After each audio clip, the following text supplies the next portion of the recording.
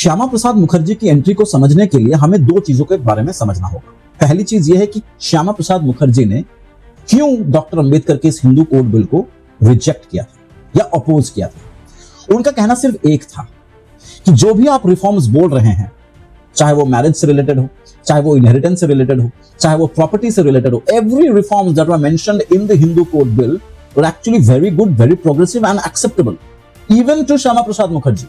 The only issue was कि श्यामा प्रसाद मुखर्जी पूछ रहे थे कि ये सारे रिफॉर्म्स, सारी प्रॉब्लम्स का जो सोल्यूशन आप दे रहे हैं, क्या ये सारे प्रॉब्लम सिर्फ और सिर्फ हिंदू धर्म में हैं? क्या अलग अलग धर्मों में इस तरीके की पैट्रियार्किक सिस्टम नहीं है? या फॉरगेट अबाउट द पैट्रियार्की, क्या कोई और प्रॉब्लम नहीं है? क्या और सोशल रिफॉर्म्स की जरूरत दूसरे धर्मों में नहीं है? अगर है तो why you are only trying to reform the Hindu system and leaving the other religious practices intact?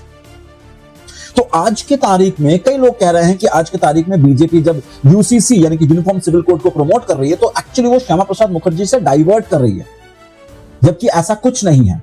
Shyama Prasad Mukherjee ने कहा था कि why only trying to reform the Hindus और the Hindu system, you should be trying to reform other religions also, which makes a logical sense.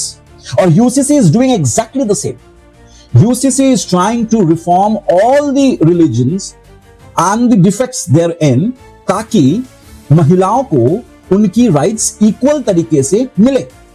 यानी कि UCC is nothing but an extension of what Dr. Bhimrao Ambedkar dreamt of in Hindu Code Bill, as well as UCC is actually trying to follow up the legacy of the demands that were made by Dr. Shama Prasad Mukherjee.